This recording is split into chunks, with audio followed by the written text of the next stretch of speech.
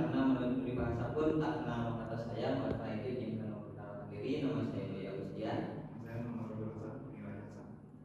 Di sini kami berdua adalah mahasiswa dari kampus IKIP Siliwangi. Prodi Bahasa dan Sastra Indonesia. Mungkin tujuan kami datang ke sini adalah untuk promosi mengenai IKIP Siliwangi, khususnya untuk program studi pendidikan bahasa dan sastra Indonesia ini. Tapi sebelum dimulai nih, mau tanya dulu kabarnya akang teteh semua apakah baik kabarnya? Ini tweet itu. Untuk yang ini tolong simak baik-baik karena nanti di akhir ada pertanyaan dan ada hadiah.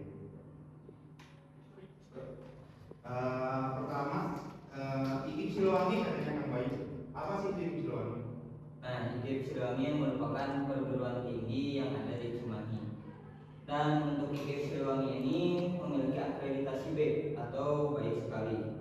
Dan lokasi IKIP Siliwangi ini ada di Jalan Perusahaan Jenderal Sudirman nomor 3, Jalan Baros, Kecamatan Cimahi, Kota Cimahi. Untuk patokannya di belakang Rumah Sakit Pustira, nanti belok kiri, dan kebetulan kita bertetanggaan dengan kampus Unjen juga. Nah, kemudian untuk di IKIP Siliwangi ini tidak hanya untuk strata 1 dan strata 2. Ya, tidak hanya S1, tapi kalian juga bisa menempuh S2 di IKIP Siliwangi. Untuk di S1-nya ada apa? Nah, untuk di S1 ini kita terdiri dari 7 prodi.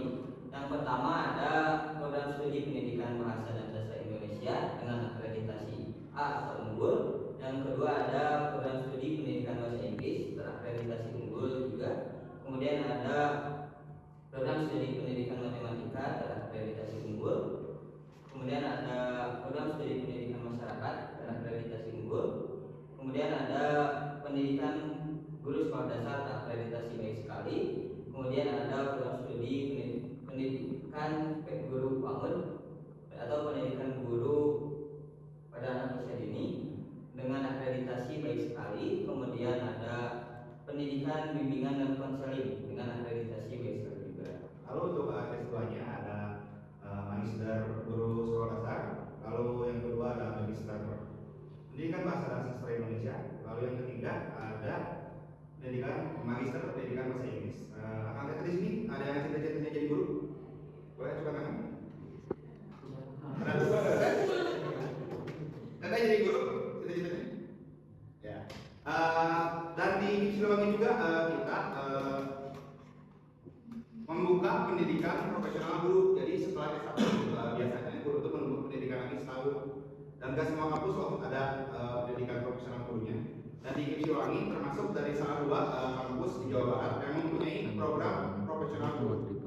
Selain di UPI ada juga di IKIP Siliwangi. Lanjut kembali.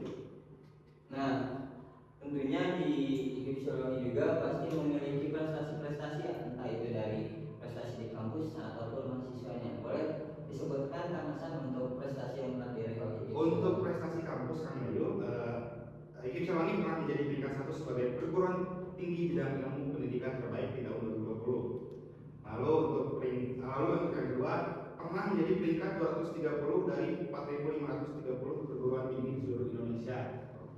Lalu yang terakhir ada IKIP Siliwangi juga rutin untuk mengadakan seminar internasional yang narasumbernya biasanya dari luar negeri.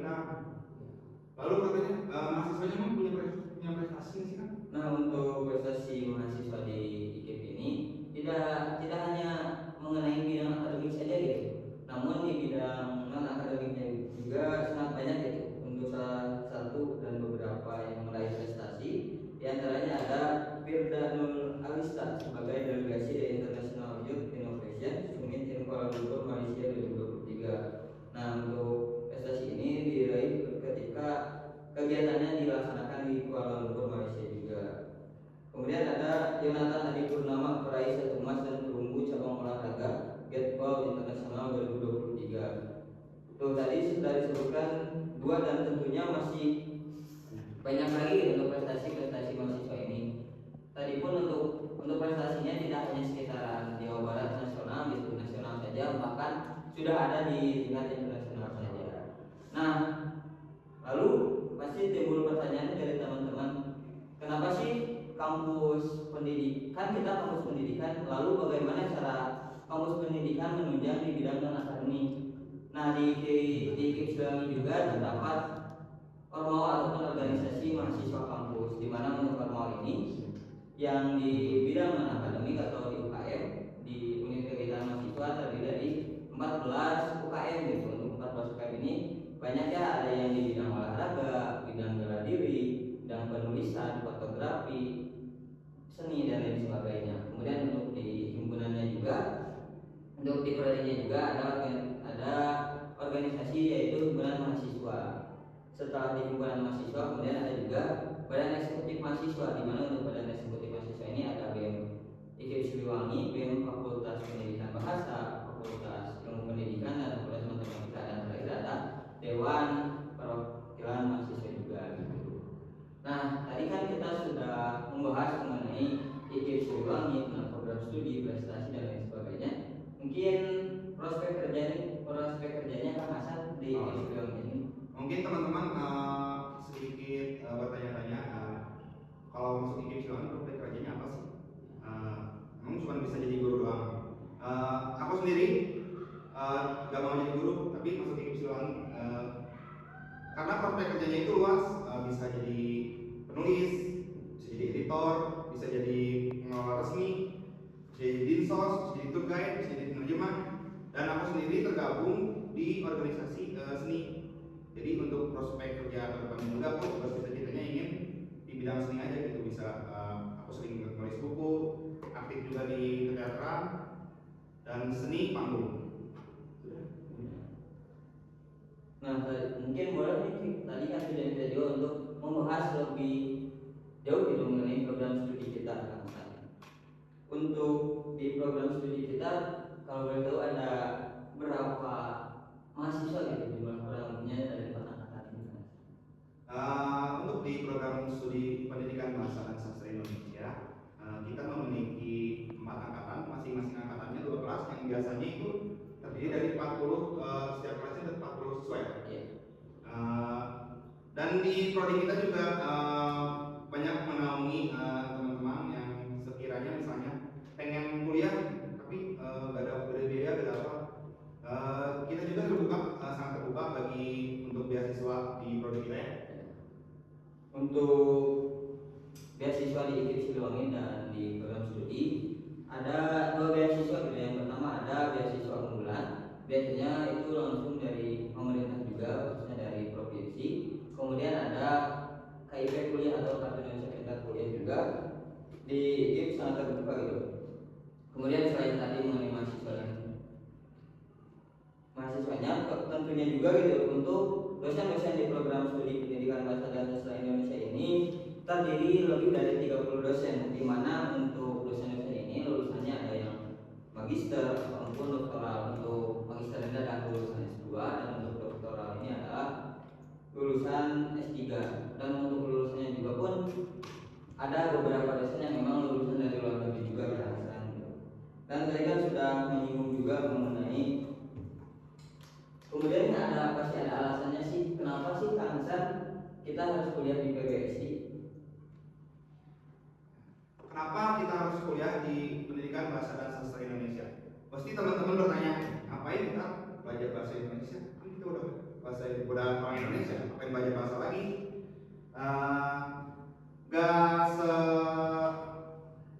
Bahasa Indonesia itu seluas itu. Jadi banyak hal yang bisa dipelajari ketika Anda masuk PBSI. Ternyata Anda dapat bisa menemukan bahasa-bahasa baru atau teori-teori baru mengenai bahasa Indonesia. Dan di PBSI juga kita bisa prospek kerja sangat luas untuk menjadi BIPA, dan itu gajinya itu lumayan loh untuk menjadi guru bagi mahasiswa asing misalnya. Itu lumayan gajinya lumayan gede ya. Lalu kenapa sih kita harus bisa masuk PBSI? Yang pertama, dosennya tadi sudah dijelaskan, dosennya terbaik. Lalu mempunyai gedung kampus sendiri. Lalu yang ketiga, ada dukungan IT yang terbaik. Jadi kita menyediakan wifi, terus proyektor, juga TV untuk misalnya teman-teman mau presentasi nanti. Kita juga menunjang lab seni, terus mempunyai lab komputer juga ya. Lalu mendukung entrepreneurship. Yang kelima, biayanya terjangkau, tentu saja buat anda nanti yang mau masuk. Lalu yang terakhir, bisa membentuk guru yang terbaik. Itulah alasan kenapa kalian atau kita memilih kuliah di PBSI IKIP Siliwangi. Dan mungkin menyinggung lagi mengenai prospek lulusan khususnya di pendidikan bahasa Indonesia, yang tentunya selain jadi guru pendidikan bahasa Indonesia, bisa juga kita sebagai penyunting buku dan tulisan buat teman-teman yang suka buku ataupun suka nulis bisa jadi penyunting, penulis ataupun lain sebagainya. Kemudian bisa mendalami mengenai entrepreneur literasi, di mana entrepreneur ini adalah bidang kewirausahaan di dalam literasi, dan masih banyak lagi prospek kerja lainnya. Dan untuk teman-teman yang kepo nih mengenai IKIP Siliwangi ataupun mengenai PBSI, bisa dikepoin di websitenya. Untuk akun IKIP Siliwangi di Instagram ada IKIP Siliwangi, dan untuk pendidikan bahasa dan sastra Indonesia ada PBSI IKIP Siliwangi. Nah, kalau boleh tahu Kang Hasan, untuk pendaftaran di IKIP Siliwangi ini sudah dibuka atau belum? Untuk pendaftaran mahasiswa baru akan dibuka bulan berapa? Kebetulan untuk gelombang 1 sudah dibuka gitu, sudah berlangsung, dan sekarang pun sedang berjalan untuk gelombang 2, di mana untuk gelombang 2 ini yaitu tanggal 21 April sampai 1 Juni, dan untuk gelombang 3 dan gelombang 4-nya tanggal berapa aja Kang Hasan? Untuk gelombang 3 tanggal 2 Juni sudah kita buka, lalu gelombang 4-nya di bulan Agustus sudah bisa dibuka ya. Nah, baik buat teman-teman yang mau lebih tahu mengenai PMB ini, nanti boleh aja dicek di Google ataupun di websitenya, yaitu PMB dan IKIP Siliwangi. Kalau kita mau ingat guru, kalian jawab ingat IKIP Siliwangi. Siap? Ya. 1, 2, 3. Ingat guru. Ingat IKIP Siliwangi.